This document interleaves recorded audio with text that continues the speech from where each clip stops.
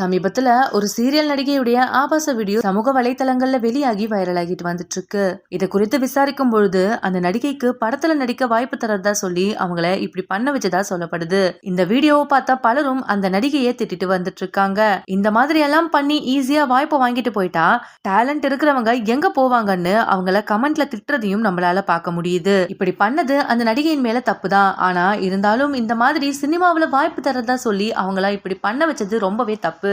இந்த மாதிரி ஆபாச வீடியோ கால் பண்ணாதான் சான்ஸ் தருவேன்னு சொல்ற கேடு கெட்டவங்களும் சினிமா இண்டஸ்ட்ரியில இருக்கதான் செய்றாங்க. இப்ப வரைக்குமே அந்த நடிகை இந்த விஷயத்த பத்தி எந்த ஒரு இடத்துலயுமே பேசல.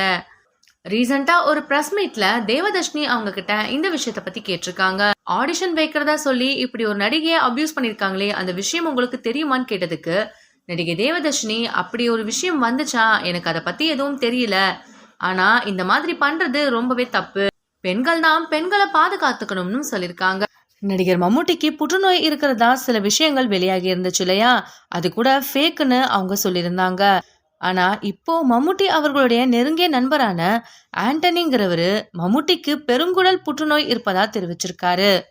இந்த நிலையில மம்முட்டி அவர்கள் இதற்காக சிகிச்சை பெற்று வந்துட்டு இருக்கிறதாகவும் சொல்லப்பட்டு வந்துட்டு இருக்கு.